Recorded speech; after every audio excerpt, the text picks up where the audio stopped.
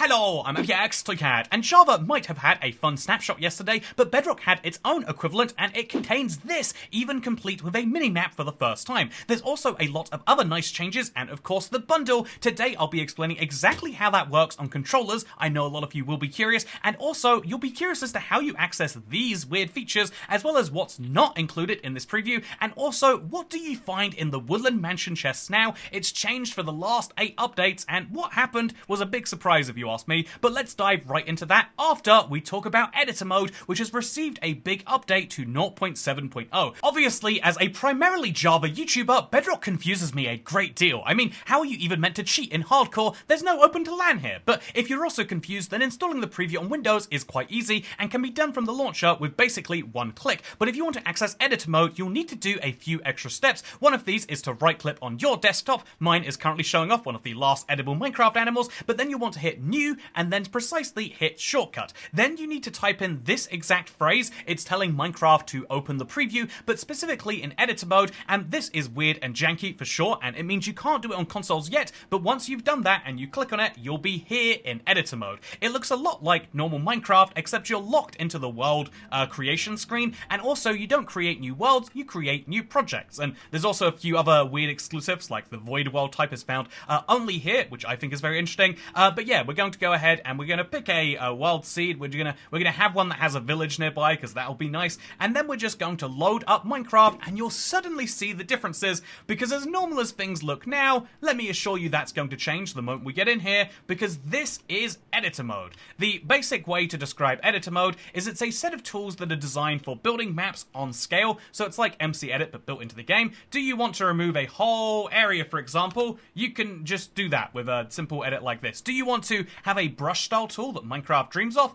You can fill in the gaps using one of these if you feel like it. This is an incredibly powerful thing, and honestly, it's right now at 0.7.0, so getting closer to full release, but this version right here is still missing some features they want to have eventually, but it has 2 more pretty cool ones. So one of these is called the navigation panel. You can turn this on if you want to, and it means you can have a little mini map for the first time ever in Minecraft officially, which I think is really, really fun. This is designed to help you see what it would look like if you place the map down, but also it's designed to help you just kind of see what's going on. I think it's very, very handy. You can make this bigger if you want to by expanding the panel, and also you can make the map of a higher resolution. So here is the 256 by 256 version. I think this is super, super cool, and I would say we should add a mini map to Minecraft, but I guess you just put a map in your offhand, right? But it's still super, super, super cool, and I love this as a feature for the editor mode. As someone who does, sometimes make maps, I think it's a really cool thing. You'll also spot if you haven't seen editor mode since my last video, they've now got the blocks at the very top of the panel here, which is very, very fun.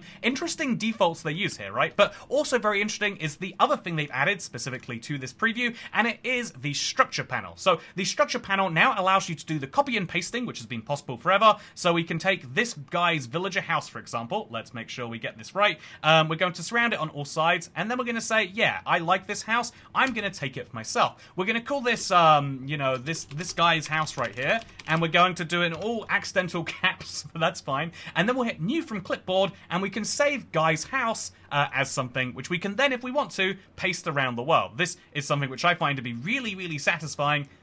We accidentally took a little bit too much of his house and we've got some grass of it. But now we can place these around the world just like how you can using commands, but it's much more satisfying to visually see it before you place it, in my opinion. But what you can also do now, so copy pasting's been possible for a while, but what hasn't been possible is the idea of being able to copy and paste multiple structures and then just click between them easily. So again, we're using this village because it's an example of structures that Minecraft has already built for us very handily. But if I show you right here, I'm going to go up a block and then we're going to go all the way across. I'm now going to take this farm and we're going to save this as Guy's Crops. Guy's Crops is what we'll save this as. And now what we can do is we can click on this and then click Replace Clipboard. And now when we go to paste, it'll be pasting Guy's Crops. Well, that's not surprising, but then we can go back to Guy's house and then we can go back to Guy's Crops, basically allowing you to place multiple structures very, very quickly and very, very efficiently. These can be very, very large if you want to, if you want them to be. But yeah, if you ever want to just make the worst thing imaginable, as you better believe I've just done right now, you can do this fairly easily with editor editor mode. This is something that is getting really, really powerful in the background, and it is also something that should be kept in mind is only going to be in the previews. There is no plan to roll this out more broadly. I think that's something they should consider changing, like have eventually after 1.0 comes out, have like a full production model, because I'm sure there are all sorts of people who would benefit from this, although I have no idea how you'd get this working on phones, to be fair, but it's such a cool thing that you should give a try if you are someone who makes maps, because I find it to be a really cool tool for very specific tasks, sure, but it's getting better and better even now, which I think is great. Speaking of things I think is great, this isn't the only thing found in the preview. So yeah, fun thing about editor mode is it is like a whole separate version of Minecraft. We can do all sorts of weird things with this, but let's go out of this now. Let's get back to that game menu, and then let's say, oh yeah, I don't want to be here. I specifically actually would like to be in the regular preview, which means we just open up Minecraft again, and it will open, but this time as regular Minecraft. If you want to know what else is fun, then welcome to the 1.21.30.23 preview, and this is everything outside of what was in the editor mode. Obviously, these are the major changes, and the biggest one is bundless. So the bundless, as I believe you pronounce that, is something that is very, very exciting because it allows you to store items that you put into it. This is something that came from the Java edition, and just look at the old crafting recipe for a second, and then compare that to the new one. You can't actually see it in the auto crafting right now, but if you put a lever and a string in there, you get a bundle. The bundle is very, very, very exciting. I kind of feel like with such an easy recipe, you can make a lot of them, which means that maybe it'd be better if they could be dyed or something, or there should be some easier way to distinguish between them besides naming, I would say. But now we can fill our bundle using early game items, just exclusively ones that you can find very, very early on into Minecraft. We're going to grab a bunch of these and we're going to put them into our bundle. How do we do that? Well, this is the big question, right? On a keyboard and mouse, I think everyone knows the answer. You grab your bundle and then you hover it over the item you want to kind of absorb into there. But how does this work on a controller? Because this would be using the left click function on on Java is right trigger, which will open and close the crafting table. So here's how it works on Bedrock. You can put items in and out of the bundle, and then you can access them from within the game using that use item and just kind of drop them on the ground. But also you can do the exact same thing I just did by hovering it over them and pressing A to put the items in, and then getting the items out is going to be a little harder, but you want to just press X. When you press X, you'll grab the item out from a, last in, first out sort of basis, which is what makes sense in my opinion. So but it does mean you've got to make sure that you put the least useful items at the bottom and the most useful items, like nom, all the way at the very, very top. Why is it called that? And that means we can now grab our 24 golden carrots a lot easier. Otherwise, again, if you just want to empty the bundle, you do this and it all goes onto the ground, which might be handy if you've got a hopper in your base to throw them all into, or maybe a hopper in the trial chamber, like they have in this preview and this snapshot. Oh, it's starting to make sense now, isn't it? But yeah, you have to open your inventory to use the bundle, and you can store a surprising number of different items in here, in my opinion, which I think is pretty fun. It just says plus 14, which is actually kind of odd. Wait, that doesn't make any sense. Why does it... Anyway, once you get over 8 items, the bundles gets a little bit overcrowded, but still, it is something that is easy to use, and if you just have a place to store your stuff, it's really great to use. Next up, we've got the issue that was fixed with end portals teleporting some players incorrectly. I want to know where it was teleporting them to. I also want to know why the Breeze used to have a minimum attack distance. He no longer does. Parrots can now imitate Endermites and Drowned, was one I was kind of shocked by. Look at that.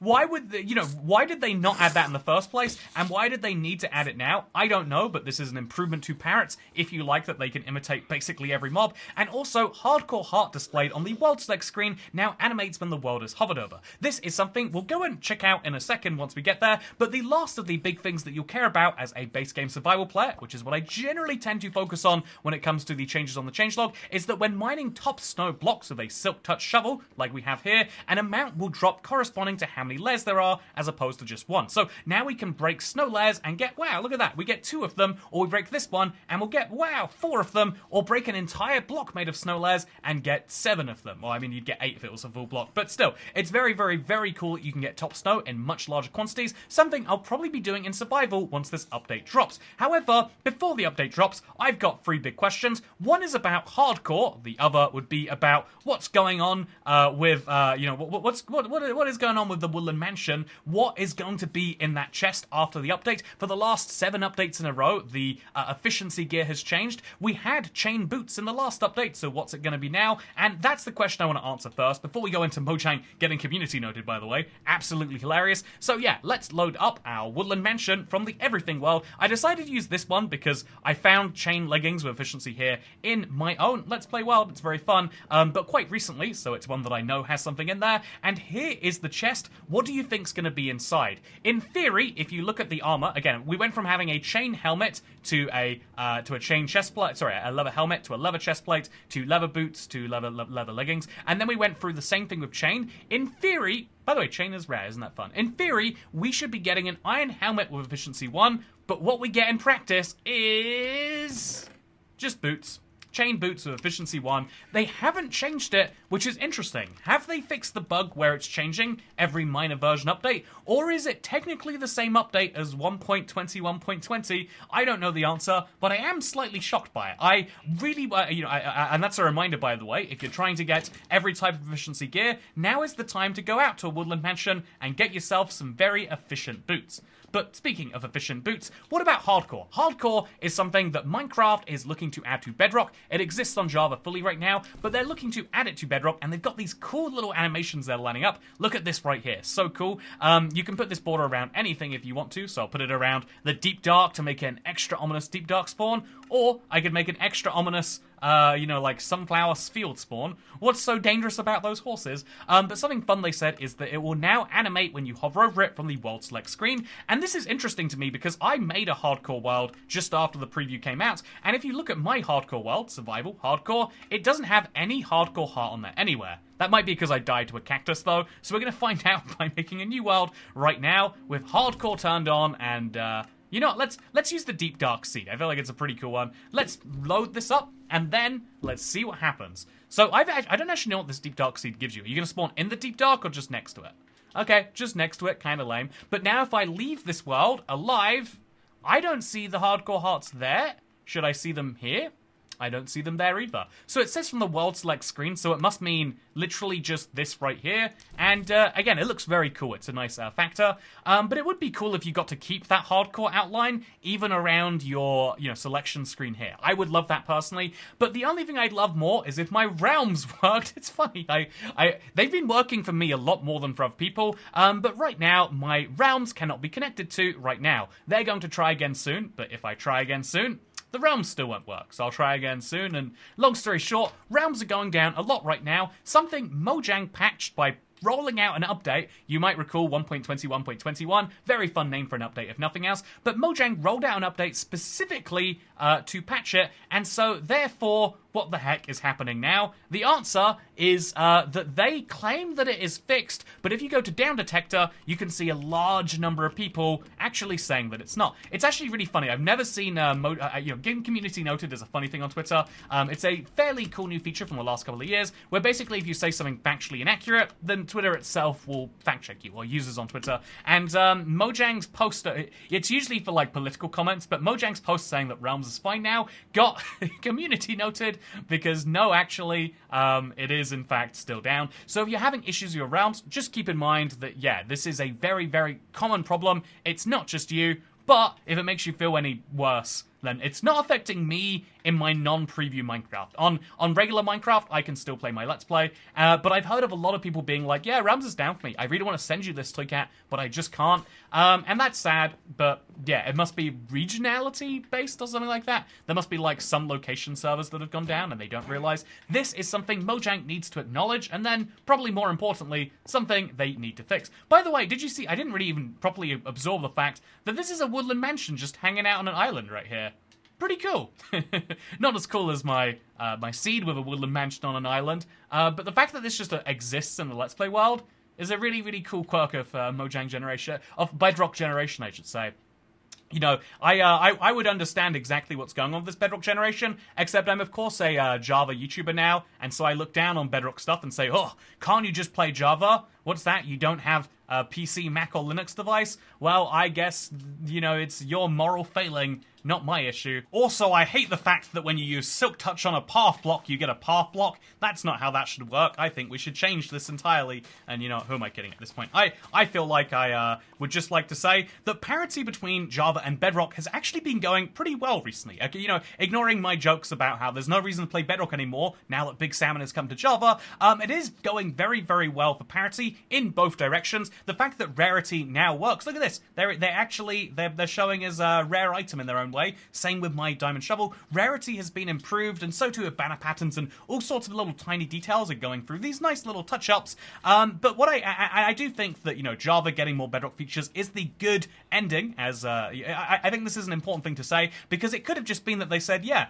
this isn't the behavior on Java, so we'll just remove it. I love that they've added baby dolphins and baby squids officially. This is step 1 in good parity, in my opinion, but step 2 in good parity is also adding all of the Java exclusives over to Bedrock. Not claiming that, no, they're a bug and we can't do that. Not claiming like, oh, we'll get round to it eventually, but like, you know, don't worry about it right now. I feel like moving the rest of the good Java features over to Bedrock should be not a priority for like the next 15 or 20 years or whatever it is, but ideally for the near-term future. Clearly, Minecraft is working on an update right now. It's going to be called 1.21.2 for Java, it looks like, and 1.21.30 for Bedrock, and it looks as though they're not focusing on new features because that's going to be announced at Minecraft Live, so we're not going to see anything game-breaking, new, and, you know, 1.22 related. And so if we've got this like month or so of snapshot and preview time, maybe more than a month, it'd be cool if we got some of the really big and important parity changes made in that time, but maybe that's just wishful thinking. But what I do have to say is the one biggest Java feature which was just added, which still isn't here on Bedrock, is still my favorite. Let's jump over to the Java and play with it for like 1 more minute, as irresponsible as that is, because it doesn't relate to this video. Do you mind coming with me for a tangent quickly? Okay, I'm gonna level with you. I saw someone on Reddit do this, and now I need to try it myself. Here is a minecart going round. Here is a villager getting caught up in it. And here is my ramp to freedom.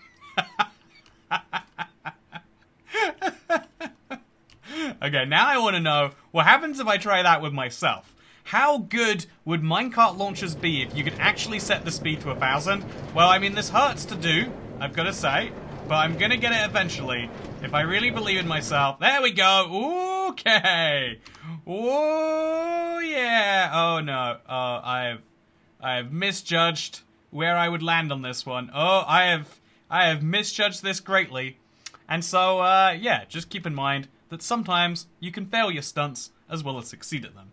It's crazy how slow a minecart falls though, right? Has to be said. Anyway, I hope you all enjoyed this video.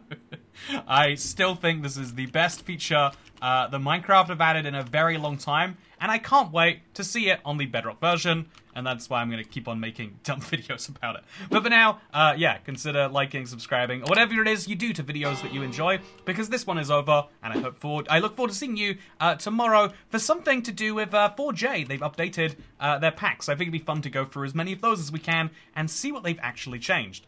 Good. Oh, look, I'm back here because I'm Big Salmon Club.